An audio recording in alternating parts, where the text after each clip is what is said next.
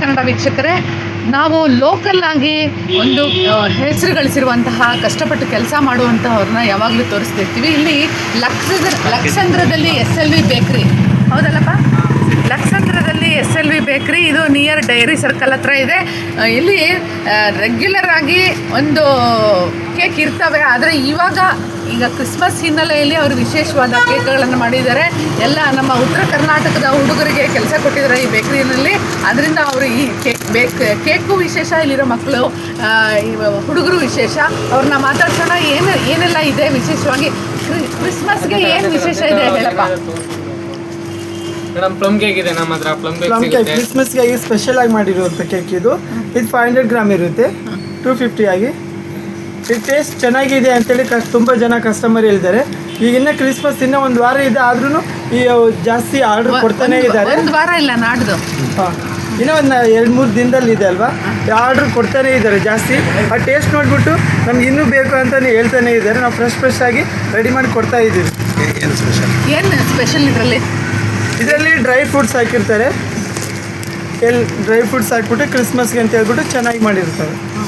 ಇಲ್ಲಿ ತುಂಬ ಡಿಮ್ಯಾಂಡ್ ಇದೆಯಾ ಇದೀಗ? ಇಲ್ಲಿ ಕ್ರಿಸ್ಮಸ್ ಟೈಮಲ್ಲಿ ಅಂತ ಅವರು ಇನ್ನೂ ಕ್ರಿಶ್ಚಿಯನ್ಸ್ ಎಲ್ಲ ಎಲ್ಲರೂ ತಗೋತಾರೆ. ಅವ್ರ ಜೊತೆಯಲ್ಲಿ ಬಂದಿರ್ತಾರೆ, ಇನ್ನೂ ಏನು ಬೇರೆ ತಗೋಬೇಕಂತ ಬಂದಿರ್ತಾರೆ. ಅವರು ಇನ್ನು ನೋಡಿಬಿಟ್ಟು ಟೇಸ್ಟಿಗೆ ಕೊಡ್ತೀವಲ್ಲ, ಅವರು ತಗೋಕ್ಕೆ ಇಂಟ್ರೆಸ್ಟ್ ಇಲ್ಲಾಂದ್ರೂ ಇದು ನೋಡಿಬಿಟ್ಟು ತಗೊಂಡು ಹೋಗ್ತಾರೆ. ಎಷ್ಟೊತ್ತಿಗೆ ಓಪನ್ ಮಾಡ್ತೀರಾ ಬೆಳಗ್ಗೆ ಬೇಕ್ರಿ? 6:30ಗೆ. 6:30 ರಾತ್ರಿ ಮೇಡಮ್ 11 o'clock.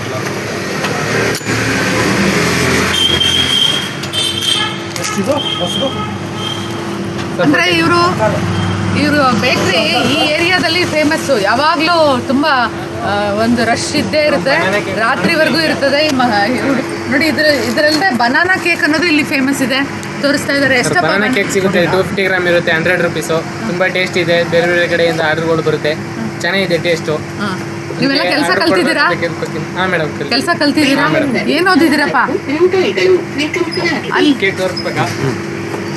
ಎಲ್ಲ ಕಲ್ತ್ಬಿಟ್ಟಿದ್ದೀರಾ ಇಲ್ಲಿ ಎಲ್ಲ ಕೆಲಸ ಮಾಡಿ ಅಂದರೆ ಬಂದ್ಬಿಟ್ಟು ಕೆಲಸ ಕಲ್ತೀನಿ. ಹಂಗೆ ಎಲ್ಲಿಂದ ಬಂದಿರೋದು? ನಾನು ರಾಯಚೂರಿಂದ ಬಂದಿರೋದು. ನಾನು ಇಲ್ಲಿ ಪಾರ್ಟ್ ಟೈಮ್ ಮಾಡ್ತಿರೋದು. 6 ಗಂಟೆಯಿಂದ ಕ್ಲೋಸಿಂಗ್ವರೆಗೆ ಮಾಡ್ತೀನಿ. ಉಳಿದ ಟೈಮಿಗೆಲ್ಲ ಸ್ಟಡಿ ಮಾಡಕ್ಕೆ ಹೋಗ್ತಾ ಇರೋದು. ಏನು ಸ್ಟಡಿ ಮಾಡ್ತಾ ಇದ್ದೀರಾ? ಕಾಂಪಿಟೇಟಿವ್ ಎಕ್ಸಾಮ್ಗೆ ಪ್ರಿಪೇರ್ ಆಗ್ತಾ ಇರೋದು. ಯಾವ ಕಾಂಪಿಟೇಟಿವ್ದು? ಪೊಲೀಸ್ಗೆ. ಹೇಗಿದೆ ಸ್ಟಡೀಸ್ ಎಲ್ಲ? ಚೆನ್ನಾಗಿದೆ ಮೇಡಮ್.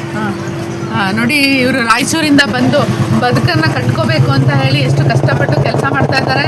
ಇವ್ರಿಗೆ ಒಂದು ಸರ್ಕಾರದ ನೆರವು ಇಂಥವ್ರಿಗೆ ಖಂಡಿತ ಸಿಗಬೇಕು. ಇವರು ಏನು ಕೇಳಕ್ಕೆ ಹೋಗದೆ ಅವರೇ ಪ್ರಯತ್ನಪೂರ್ವಕವಾಗಿ ಕೆಲಸ ಮಾಡ್ತಾ ಬದುಕ್ತಾ ಇದ್ದಾರೆ. ಆದ್ದರಿಂದ ಇಂಥವ್ರನ್ನ ನಾವು ಪ್ರೋತ್ಸಾಹಿಸಬೇಕು. ನಿಮ್ಮ ಹೆಸರೇನಪ್ಪ?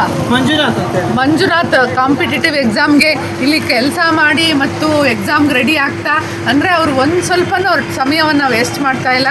ಜೊತೆಗೆ ಅವರು ಇದು ಒಂದು ಕೌಶಲ ತರಬೇತಿ ಥರ ಈ ಕೆಲಸನೂ ಕಲ್ತಿದ್ದಾರೆ. ಇದು ನಿಮ್ಮ ಹೆಸರೇನಪ್ಪ? ಸಂಜು. ಯಾವ ಊರಿಂದ? ಹಾಸನದ ಸಂಜು. ಹಾಸನದವರು ಬಹುತೇಕರು ಯಾವಾಗಲೂ ಇದು ಬೇಕ್ರಿ ಬಿಸ್ನೆಸ್ನಲ್ಲಿ ಇರ್ತಾರೆ.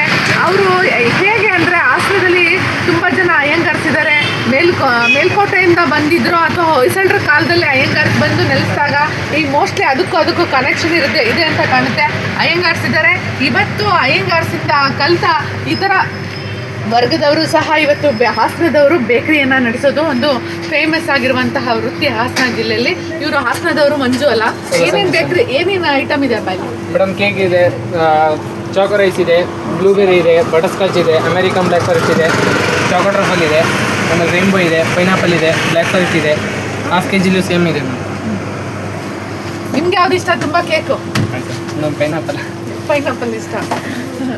ಇಲ್ಲಿ ಅಲ್ಲ, ನಮಸ್ಕಾರ. ಹೇಗಿದ್ದೀರಿ? ಚೆನ್ನಾಗಿದ್ದೀನಿ ಸರ್. ಇಲ್ಲಿ ಬೇಕ್ರಿಯ ಮಾಲೀಕರು ಬಂದಿದ್ದಾರೆ ಸರ್. ತಮ್ಮ ಹೆಸರು? ಆದರ್ಶ್ ಅವರೇ, ನಿಮ್ಮ ಬೇಕ್ರಿಯಲ್ಲಿ ಯಾವಾಗಲೂ ಬ್ಯುಸಿ ಇರುತ್ತೆ, ಆದರೂ ನೀವು ಟೈಮ್ ಮಾಡ್ಕೊಂಡು ಇವತ್ತು ಮಾತಾಡ್ತಾ ಇದ್ದೀರಾ. ಅದರಲ್ಲೂ ಕ್ರಿಸ್ಮಸ್ ಬಂದಿದೆ. ಕ್ರಿಸ್ಮಸ್ ವಿಶೇಷ ಹೇಗಿದೆ ಒಂದು ಜನರ ರೆಸ್ಪಾನ್ಸ್? ಪರವಾಗಿಲ್ಲ ಮೇಡಮ್, ನಡೀತಾ ಇದೆ.